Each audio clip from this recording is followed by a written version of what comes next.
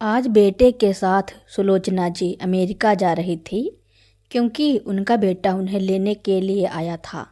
शोभित अपनी माँ से कहता है कि माँ, तुम्हारी बहू माँ बनने वाली है और तुम दादी बनने वाली हो, इसलिए तुम चलकर अपनी बहू और होने वाले पोते का ध्यान रखना और उसके साथ खेलना, तुम्हें बहुत अच्छा लगेगा। यह सुनकर सुलोचना जी फूली नहीं समाती हैं और वह अपने बेटे के साथ चली जाती हैं। लेकिन उन्हें क्या पता था कि उनके बेटा बहू उन्हें अमेरिका में एक नौकरानी की हैसियत से लेकर आए हैं। जब वह वहां पहुंची तब उनकी बहू उनसे चाय नाश्ता तो दूर, सीधे उन्हें घर के काम बताने लगी कि यह ऐसे करना है, यह वैसे करना है। सुलोचना जी बहू से तो कुछ नहीं बोली और तुरंत हाथ मुंह धोकर किचन में गईं और सबके लिए नाश्ता बनाया। जल्दी जल्दी में कुछ समझ में नहीं आया तो पूरी और आलू की सब्जी बनाकर ले आईं और अपनी बहू को खाने को देती हैं तो बहू खाना उनके मुंह पर फेंकते हुए कहती है कि माँ जी, आपको अकल नहीं है, इतना ऑयली खाना खाऊंगी तो मेरे होने वाले बच्चे और मेरे लिए अच्छा नहीं होगा। क्या आपको इतना समझ नहीं आता? ओहो माँ जी, मैं तो भूल ही गई, आप तो गांव से आई हो। गांव के लोगों को तो कोई अकल नाम की चीज़ ही नहीं होती, बस तला हुआ खाना खाने में ही आगे होते हैं, कोई हेल्थ का ध्यान नहीं रखते। बहू, मुझे तो तुमने बताया नहीं कि मैं क्या बनाऊं। सुलोचना जी रोते हुए सब खाना उठाने लगी। माँ जी, जाओ कुछ ढंग का खाना बनाकर लाओ, देखो वहाँ पर सारी सब्जी पड़ी हैं, सबको उबाल कर सूप बनाकर ले आओ।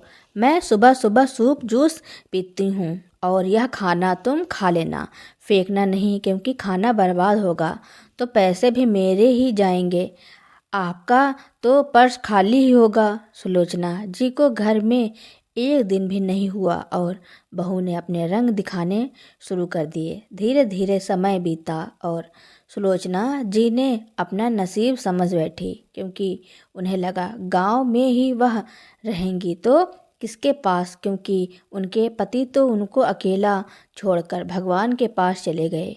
बेटे की पढ़ लिख कर विदेश में अच्छी नौकरी लग गई तो शादी करके वहीं बस गया। एक दिन सुलोचना जी बैठकर हॉल में टीवी देख रही थी। हालांकि विदेश में ज़्यादा इंडियन चैनल आते नहीं थे, लेकिन एक इंडियन चैनल था जो उन्हें बहुत पसंद था। वह उसे ही देखकर अपना मन बहला लेती थी, क्योंकि बेटे बहू तो बस अपनी ही लाइफ में मस्त रहते थे, उनसे कोई बात करने वाला भी नहीं था। तभी बहू जानबूझकर अपने पति शोभित के सामने झाड़ू उठाते हुए हॉल में लगाने लगी तो शोभित बोला, डार्लिंग, यह तुम क्या कर रही हो?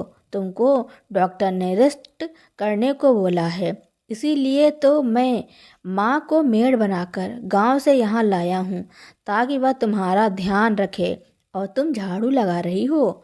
बैठो सोफे पर और आराम से काजू किशमिश खाओ। माँ, तुम काम पर लग जाओ, तुम्हें दिखाई नहीं देता तुम्हारी बहू माँ बनने वाली है और तुम उससे झाड़ू लगवा रही हो?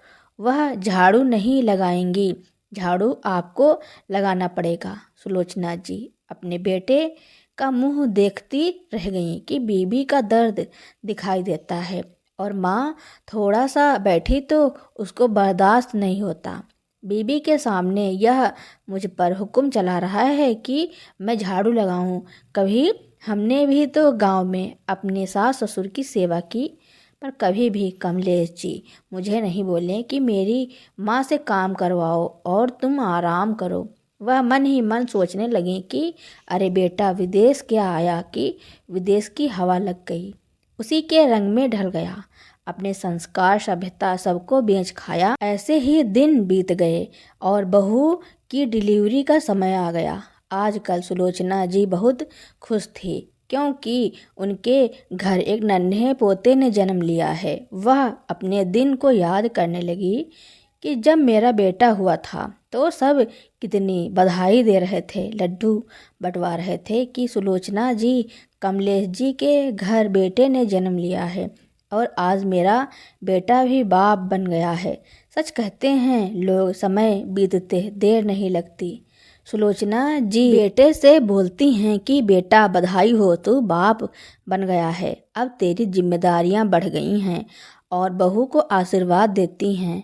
अब बहू को तो बस बहाना मिल गया अपने बेटे की देखभाल कराने का।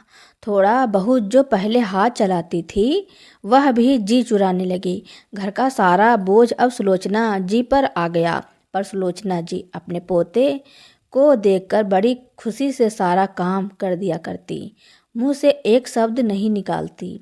बहू भी खूब फायदा उठाती है उनसे, पोते का सूसू पोटी साफ करवाती। धीरे धीरे पोता 4 साल का हो गया। अब बहू की आंखों में सुलोचना जी अब खटकने लगी थी। उसे अब सुलोचना जी की कोई ज़रूरत नहीं थी, उसका काम खत्म हो चुका था। सुलोचना जी उसे बोझ लगने लगी, क्योंकि सुलोचना जी की हालत नाजुक चलने लगी थी। एक दिन सुबह सवेरे 3 बजे बहू कोमल आवाज़ लगाती है कि बुढ़िया कहाँ मर गई, कब से बुला रही हूँ, अभी तक नहीं आई। धरती निगल गई है कि आसमान खा गया। सुलोचना जी सो रही थी, क्योंकि शरीर के दर्द के कारण वह रात को 1 बजे ही सोई थी। इसलिए 2 घंटे के बाद उठना थोड़ा उनको मुश्किल लग रहा था। उन्हें कमर दर्द हो रहा था। वह बेड से उठना तो चाहती थी पर उठ नहीं पा रही थी। और उधर कोमल का गुस्सा 7वें आसमान पर पहुंच गया। वह हाथ में दूध का बोतल लिए हुए खड़ी थी। तभी सुलोचना जी अंदर जाती हैं। क्या हुआ बहू? कोमल ने आओ देखा न ताओ उनके सर पर बोतल दे मारती है। बोतल से सर पर जोर से चोट लग जाती है कि उनकी चीख निकल जाती है और वह जमीन पर धम्म से गिर जाती हैं। अभी तो तेरा सिर्फ सर तोड़ा है, बहुत ज़्यादा परेशान करेगी तो तेरी टांग भी तोड़ दूंगी। एक बार में आती नहीं है, 10 मिनट से गला फाड़ फाड़ कर चिल्ला रही हूँ। सुबह के 3 बज रहे हैं और तू अभी तक सो रही है। मुझे इतना सुबह उठने की आदत नहीं है कि मैं उठूं और बच्चे के लिए दूध गर्म करके लाऊं। देख, बच्चे का दूध बोतल में बदबू मार रहा है, दूसरा दूध बोतल लाकर देना। कोमल ने चिल्लाते हुए सुलोचना जी दीवार के सहारा लेकर धीरे धीरे खड़ी होने की कोशिश करती हैं। कोमल बोलती है कि अब जल्दी उठती है कि 4 आदमी भेजूं तेरी अर्थी उठाने के लिए। सुलोचना जी किचन में जाकर खूब रोने लगती हैं, आंसू बहाने लगती हैं। आंसू पोंछते पोंछते उनकी साड़ी के पल्लू भीग जाते हैं, पर आंसू रुकने का नाम नहीं ले रहे थे। जानबूझकर बुढ़िया आने में इतना देर करती है ताकि मैं अपना काम खुद ही कर लूं। सब समझती हूँ, कोमल अपने में बड़बड़ा रही थी। अरे डार्लिंग, सुबह के 3 बज रहे हैं, किस पर बरस रही हो और मेरी नींद खराब कर रही हो। आपको तो सोने की पड़ी है और इधर आपकी बूढ़ी माँ मेरा सर दर्द बनती जा रही है। इनको 10 बार आवाज़ लगाया तब जाकर एक बार सुनती हैं। मेरा बच्चा भूख से छटपटा रहा है और उनसे दूध मांगने के लिए 10 बार आवाज़ लगाई हूँ तब आई हैं। कोमल ने शोभित से कहा, अरे माँ तो बुढ़ापे में सठिया गई हैं, अब मुझे सोने दे, शांति से सुबह बात करता हूँ। सुलोचना जी रोती बिलखती किचन में जाती हैं और उधर कोमल सोचती है कि अब उनसे पीछा छुड़ाना ही पड़ेगा। अब यह बुढ़िया कोई काम की नहीं रही। सुबह चाय नाश्ता होने के बाद शोभित माँ के कमरे में गया। माँ से कुछ बोलता उससे पहले सुलोचना जी बोल पड़ी, बेटा अब मैं किसी काम की नहीं रही तो ऐसा कर मुझे भारत छोड़ दे, और मेरी तबीयत भी ठीक नहीं रहती। चल मुझे डॉक्टर को दिखा दे, मेरा इलाज करा दे। मेरे पूरे शरीर में क्यों दर्द रहता है। तभी कोमल पीछे से बड़बड़ाती हुई आई, माँ जी क्या पैसे पेड़ पर उगते हैं जो तोड़ ले? तुम्हें पता है कि कितना महंगा किराया है फ्लाइट का, ऊपर से यहाँ के खर्चे, और बुढ़ापे में कुछ न कुछ तो शरीर में लगा ही रहता है। थोड़ा अदरक वाली चाय पी लो, शरीर के सारे दर्द दूर हो जाएंगे। क्यों इतने पैसे बर्बाद करने। पैसे की बात आई तो शोभित भी अपना मुंह खोल पड़ा। माँ, आपको क्या लगता है, क्या भारत जाने का टिकट सस्ता होता है जो तुम्हें भेज दूं? बहू की इतनी तीखी बातें सुनकर सुलोचना जी की आंखें भर आईं और वह खुद को बड़ा लाचार समझ रही थी। उनकी आत्मा उन्हें धिक्कार रही थी कि वह क्यों भारत छोड़कर विदेश आई। उन्हें लगा बहू तो पराई है पर बेटा तो अपना खून है। वह इतना मुझे कैसे बोल सकता है? क्या वह मेरा प्यार ममता सब कुछ भूल गया? सुलोचना जी ने कहा कि बेटा, ऐसा कौन सा खजाना मैंने तुमसे मांग लिया कि तू इतना चिल्लाने लगा? शोभित बोला, मेरे सर पर पत्थर पड़ गए थे जो मैं तुम्हारे जैसी मुसीबत को अपने सर पर उठाकर ले आया। इतना सुनकर सुलोचना जी का दिल बैठ गया और वह धम्म से जमीन पर गिर पड़ी और उस दिन को कोसने लगी जब उनका बेटा भारत आकर उन्हें विदेश ले आया। वह पिछली बातों को सोचने लगी। जब उनके पति कमलेश जी अपनी अंतिम सांसें गिन रहे थे तो बार बार अपने बेटे को आखिरी बार देखने की इच्छा जता रहे थे, पर बेटा था कि अपनी ही दुनिया में खोया था। उनके पिता मरे या जिए इस बात से कोई परवाह नहीं थी। बहू ने फ़ोन पर कहा कि माँ जी अभी पिताजी को देखने आएंगे, तो एक बार पहले देखने आना पड़ेगा और एक बार मरने के बाद, तो इससे अच्छा है कि जब पिताजी मर जाएंगे तब आएंगे। इतना पैसा कहाँ है हमारे पास? बहू की बातें सुनकर तो सुलोचना जी हैरान रह गईं। ऐसे ही कोई मुंह पर बोलता है क्या? हफ्ते भर बाद कमलेश जी बेटा की याद में मर गए। बेटा तू अकेले आया, बहू को फॉर्मेलिटी के लिए भी नहीं लाया।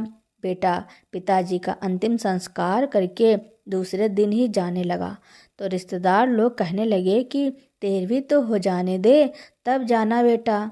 शोभित बोला, अब जो होना था सो हो गया, होने को कौन टाल सकता है? अगर मैं रुक जाऊंगा तो क्या पिताजी वापस आ जाएंगे? शोभित की ऐसी कड़वी बातें सुनकर सारे रिश्तेदार हैरान थे कि बेटा अपने पिता के लिए कैसे बोल सकता है। शोभित ने कहा, अगर आप लोगों को यहाँ रहने का शौक़ है तो रहिए, पर मुझे तो अब जाना है क्योंकि मेरा भी काम धंधा है। इतना सुनकर बहुत से रिश्तेदार तो चले गए, लेकिन अब उनके पीछे एक नौकरानी रह गई। सुलोचना जी कमलेश जी की बातें याद आती। वह कमलेश जी की तस्वीर से बातें करती। कोई किसी का साथ नहीं देता। हमारा बेटा भी अब हमारा नहीं रहा, वह तो अपनी पत्नी का हो गया है। आपने जाने के बाद यह खाली घर मुझे काटने को दौड़ता है। इतना कहते कहते सुलोचना जी सिसक सिसक कर रोने लगीं। तब उनकी नौकरानी कांता ने उन्हें संभाला। अम्मा जी, अगर आप ऐसे ही दिल छोटा करेंगी, इतना रोएंगी तो आपकी भी तबीयत खराब हो जाएगी। कांता, अब किसके लिए जीना? अम्मा जी, आप बहुत देर से कुछ खाई नहीं हैं, चलिए मैं आपको खाना बनाकर खिलाती हूँ। नहीं कांता, अन्न का एक दाना भी मेरे मुंह में नहीं जाएगा। वह कांता से कहने लगी, हम कितने खुश थे जब हमारा बेटा यहाँ से पढ़कर आगे की पढ़ाई के लिए विदेश गया था और वहीं पर अच्छी नौकरी करने लगा। बाद में अपनी पसंद की लड़की से शादी करके वह सेटल हो गया। हमसे पूछा तक नहीं और इजाज़त भी नहीं ली इस लड़की से शादी करे या नहीं। फिर भी हम पति पत्नी बड़ा दिल करके उसे माफ़ कर दिया। जब उसके पिताजी गुजरे तो बेटे ने ना जाने कितना बहाना बनाया कि मेरी मीटिंग है, मैं क्रियाकर्म करने नहीं आ सकता। फिर मैं भी कितनी मिन्नतें की, तब जाकर वह अमेरिका से भारत आया और अपने पिता का अंतिम संस्कार किया। ऐसी पढ़ाई किस काम की जो बच्चे माँ बाप को ही भूल जाएं। रोते रोते उनकी आंखें भर आईं। ऐसे ही कुछ दिन बीत गए और एक दिन सुलोचना जी ने अपने बेटे को फ़ोन लगाया। बेटा, तेरे पिताजी के जाने के बाद मैं यहाँ अकेली पड़ गई हूँ, तू वापस भारत आ जाओ, यहीं कुछ काम धंधा शुरू कर ले। मेरा दिल बैठा जा रहा है। माँ, हमारा आना नामुमकिन है। माँ, तेरी बहू को इंडिया का रहन सहन नहीं अच्छा लगता है, और वहाँ तो गांव में तो लाइट भी नहीं रहती है।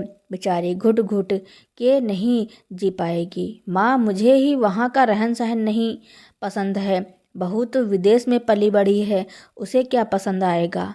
ना उसे वहाँ का बोलचाल अच्छा लगता है और ना ही पहनावा। सुलोचना जी समझ गई कि बेटे को विदेशी रंग चढ़ गया है। वह तो बिल्कुल जोरू का गुलाम बन गया है। अब वह बेटा बेटा नहीं रहा। इसलिए उन्होंने उससे बातचीत करना, फ़ोन करना सब बंद कर दिया और अपनी उदास जिंदगी को जीने लगी।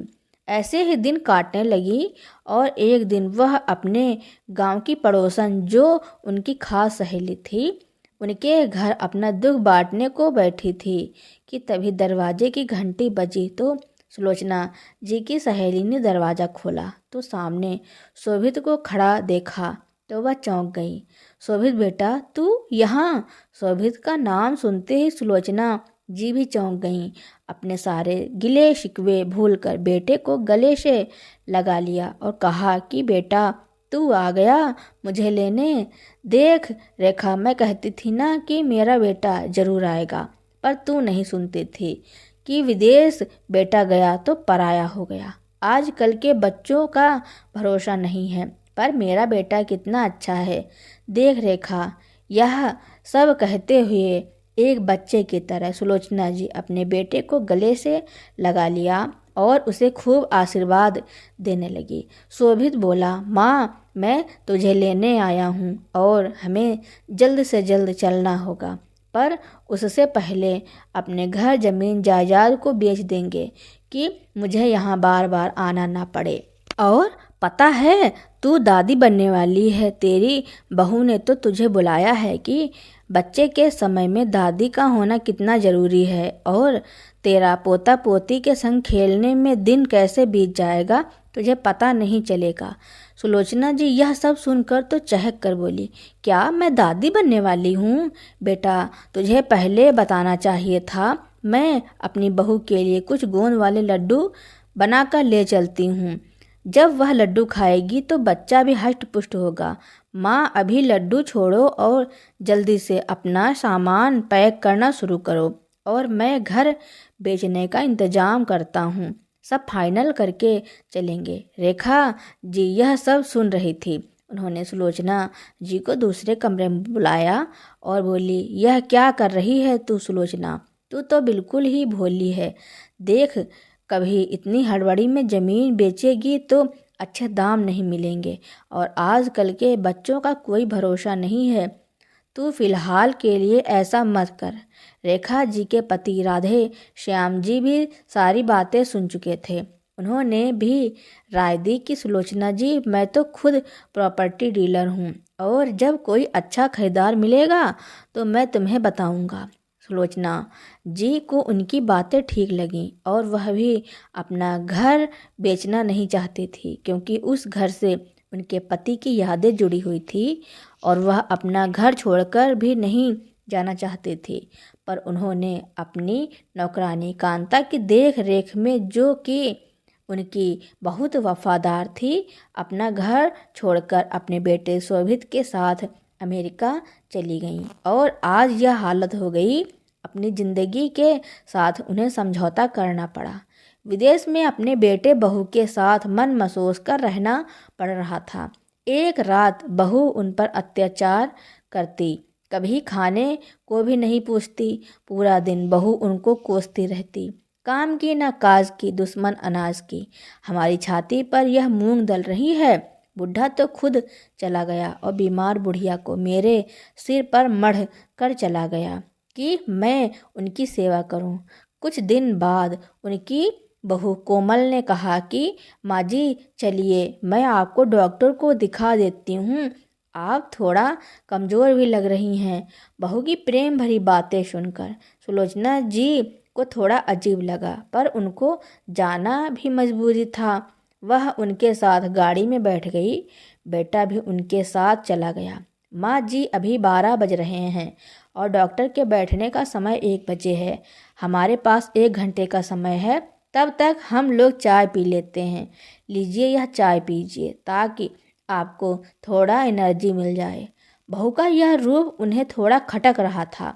चाय पीते ही सुलोचना जी बेहोश हो गईं और कोमल और शोभित उन्हें गाड़ी से धीरे से उतारकर एक गार्डन में छोड़कर चले गए। गार्डन में एक बेंच पर वह बेहोश पड़ी लेटी थी। तभी वहां एक आदमी आया। जैसे ही उस आदमी ने सुलोचना जी को देखा तो हैरान रह गया। वह पानी के छींटे मारता है, जिससे वह उठ गईं। सुलोचना जी से अंग्रेजी में पूछने लगा। दोनों एक दूसरे की बात समझ नहीं पा रहे थे। अपने बेटे बहू को आसपास न देखकर वह रोने लगी। कोमल शोभित कहकर इधर उधर गार्डन में भाग रही थी, पर कोमल कहीं नजर नहीं आ रहे थे। वह सोचने लगी कि मैं तो गाड़ी में बैठकर चाय पी रही थी, फिर मैं यहाँ कैसे आ गई। अंग्रेजी का उनको बिल्कुल ज्ञान नहीं था। वह किसके साथ अपना दुखड़ा रोती और लोग उनको रोता देखे तो बस देखते ही रह जाते, और कोई बात को समझने की कोशिश भी करता तो उसे हिंदी समझ न आता। सुलोचना जी के पास पैसे भी नहीं थे। अगर वह किसी से मोबाइल लेकर अपने बेटे को फ़ोन करती तो कैसे करती। उन्हें तो अपने बेटे का फ़ोन नंबर भी याद नहीं था। उन्होंने कभी सपने में भी नहीं सोचा था कि यह दिन भी उन्हें देखना पड़ेगा। अब बहू की सब चाल समझ गई। क्यों आज बहू सुबह से ही उनसे मीठा मीठा बोल रही थी। उन्हें तो सुबह ही शंका हो रही थी, पर इतनी नीच हरकत करेगी उनके साथ, इसकी उन्हें कोई उम्मीद नहीं थी। वह रोते रोते उस पार्क से निकल गईं। रात हो रही थी। अब रास्ते में उन्हें एक मंदिर दिखा। उन्हें थोड़ा हिम्मत मिली। वह भगवान से प्रार्थना करने लगी कि भगवान, मुझे इस मुसीबत से बाहर निकालो। अब मैं कहाँ जाऊँ, क्या करूँ, कुछ समझ नहीं आ रहा है। मंदिर से तेज तेज कदमों से आगे बढ़ने लगी। रात के अंधेरे में उन्हें सामने से आने वाली गाड़ी साफ नजर नहीं आ रही थी और वह उस गाड़ी के नीचे आकर बेहोश हो गई। ड्राइवर ने गाड़ी पर ब्रेक लगा दी, नहीं तो कोई अनहोनी हो सकती थी।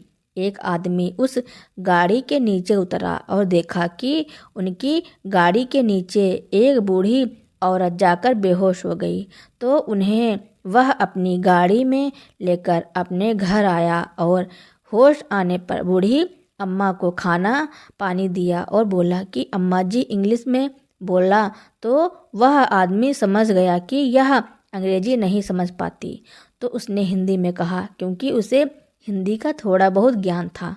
अम्मा, आप रात को सड़क पर क्या कर रही थी? आपका नाम क्या है? सुलोचना जी बोली, मेरा नाम सुलोचना है। और आपका? मेरा नाम जगदीश है। आप मेरी गाड़ी के नीचे आकर बेहोश हो गई थी, इसलिए मैं आपको यहाँ ले आया। आप घबराइए मत, आप मुझे पूरी बात बताइए, मैं आपकी मदद करूँगा। विदेश में अम्मा जी किसी की हमदर्दी पाकर फूट फूट कर रोने लगी। ना जाने ऐसा कौन सा पाप किया था जो मुझे यह सब झेलना पड़ रहा है बेटा। ठीक है अम्मा, कुछ पहले आप खा लीजिए। हाँ, बहुत कमज़ोर लग रही हैं।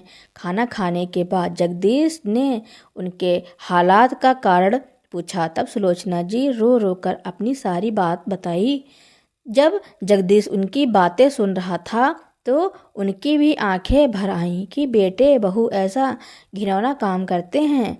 उसने तुरंत पुलिस को खबर दे दी और पुलिस जगदीश के घर पहुंची और पुलिस बोले, माँ जी बुरा मत मानिए, ऐसे केस मेरे पास हमेशा आते हैं।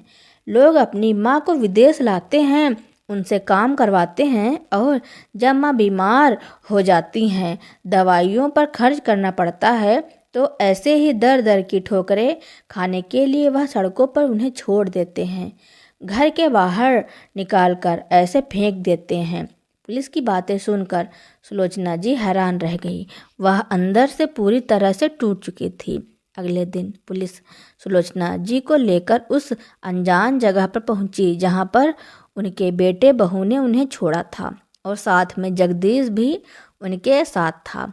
पुलिस ने अपनी जांच पड़ताल शुरू की और उन्होंने देखा उस सड़क के पास एक सीसीटीवी कैमरा लगा हुआ था।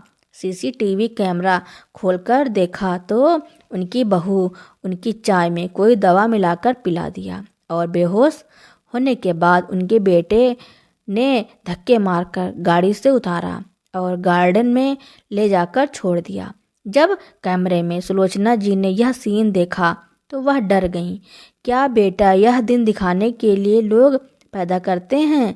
एक मेरा बेटा है और एक मेरे भाई भाभी के बेटे बहू हैं जो उन्हें संभालती हैं और घर का काम भी और बच्चे भी। उनकी सास तो बिस्तर पर पड़ी रहती हैं, उनकी भी सेवा करती है, कभी मुंह नहीं बनाती, अपने कर्तव्य निभाने से पीछे नहीं हटती। और एक मेरी बहू है जो मीठा बोलने के लिए भी कितनी अकड़ दिखाती है। मेरी ही किस्मत में ऐसी औलाद लिखी थी। खैर, अपने आप को समझाते हुए वह इन सबसे बाहर निकल आती हैं और पुलिस ने तो उनके बेटे बहू का पता लगा लिया था।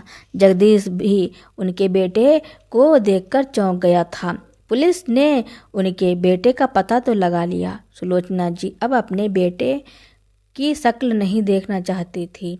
उन्हें उनकी शक्ल से भी घिन्न होने लगी थी और उन्होंने अपने बेटे के पास ना जाने का फैसला किया। उन्होंने पुलिस से कहा कि मुझे भारत जाना है और अपनी सहेली रेखा के घर फ़ोन लगाया, लेकिन उनकी सहेली का फ़ोन बंद बता रहा था। उन्होंने अपने दिमाग पर बहुत जोर दिया और अपनी नौकरानी कांता को फ़ोन लगाया। कांता ने एक बार में ही फ़ोन उठा लिया। हेलो कांता बेटी, कैसी हो? मैं सुलोचना बोल रही हूँ। अम्मा जी, आप कैसी हैं? और आप इतने दिनों बाद मुझे फ़ोन किया, कितने साल हो गए आपको देखे। आपकी तबीयत तो ठीक रहती है ना अम्मा जी? कांता के मुंह से इतनी हमदर्दी सुनकर सुलोचना जी की आंखें भर आईं और उन्होंने कांता के रूंधे गले में सारी बात कह डाली और अपनी सहेली रेखा से टिकट के पैसे लेने के लिए कहा और बोला, अपने बेटे को भेज दे, मैं उनके साथ भारत आना चाहती हूँ। कांता ने कहा कि ठीक है अम्मा जी, आप परेशान मत होइए, मैं अपने बेटे को तुरंत भेजती हूँ। फ़ोन रखकर आई। मालकिन की बातें सुनकर कांता परेशान हो गई। क्या बेटे बहू इतने स्वार्थी होते हैं जो अपने माँ बाप को उनके दुख तकलीफ में अकेले छोड़ देते हैं? या सोचते सोचते उनकी आंखें भर गईं। कांता ने अपने बेटे की मदद से टिकट के पैसे का इंतजाम किया और वह अपने बेटे को सुलोचना जी को लाने के लिए अमेरिका भेज देती है। मोहित अमेरिका पहुंच गया और सुलोचना जी जगदीश का धन्यवाद करती हैं कि बेटा, तुमने सगे बेटे से भी ज़्यादा साथ दिया। उसे धन्यवाद करके अपने घर वापस लौट आईं। भारत पहुंचकर सुलोचना जी अपनी नौकरानी कांता के गले लगाकर फूट फूट कर रोने लगी। उसके बाद वह अपनी सहेली रेखा के घर पहुंची तो उन्हें बहुत झटका लगा, क्योंकि रेखा और राधे श्याम जी कब के परलोक सिधार चुके थे। एक कार एक्सीडेंट में दोनों मर गए, यह जानकर वह और दुखी हो गई। उन्हें लगा जब रेखा और राधे श्याम जी दोनों इस दुनिया को छोड़कर जा चुके हैं तो कांता ने पैसे के लिए किससे मदद मांगी? सुलोचना जी कांता से पूछने लगी। रास्ते में कांता ने बताया कि मालकिन, आपने उस समय मेरी बहुत मदद की थी जब मेरा शराबी पति मुझे मार मार कर घर से निकाल दिया था और मेरा एक छोटा बच्चा था। अगर आप मेरा साथ ना देती तो आज मेरा बच्चा जिंदा ना होता। आपका मुझ पर बहुत एहसान है। अगर मैं जान भी दे दूं तो भी वह कम है। मैंने अपना घर गिरवी रखकर आपके टिकट के पैसों का इंतजाम किया और मुझे इस बात की खुशी है कि मैं अपनी मालकिन के काम आ सकी। सुलोचना जी ने कांता को गले से लगा लिया और उनकी आंखों में आंसू बहने लगे। अब वह इतनी कमज़ोर हो गई थी कि वह बिस्तर पर ही पड़ी रहती थी। बिस्तर भी वह गंदा कर देती थी। सब कुछ कांता ही करती थी। जब सुलोचना जी का अंत समय आने वाला था तब एक दिन उन्होंने अपने वकील को बुलाकर सारी ज़मीन जायदाद कांता और उसके बेटे के नाम कर दी, क्योंकि उनके आखिरी पल में उनका सहारा कांता और उनका बेटा ही हुआ था, क्योंकि वह अपने बेटे से सारे रिश्ते नाते तोड़ चुकी थी। बेटा तो उन्हें अमेरिका में ही दर दर भटकने के लिए छोड़ चुका था। यह बात जब कांता ने जाना कि उनकी मालकिन ने सारी ज़मीन और जायदाद उनके नाम कर दी है, तो वह रो रो कर कहती हैं कि अगर औलाद नालायक और स्वार्थी हो तो कोई औलाद ही ना हो। तो दोस्तों, सुलोचना जी ने अपने अंत समय में जो फैसला लिया उसके बारे में आपका क्या कहना है, और यह कहानी आपको कैसी लगी कमेंट में ज़रूर लिखना। मेरी कहानी सुनने के लिए आपका बहुत बहुत धन्यवाद।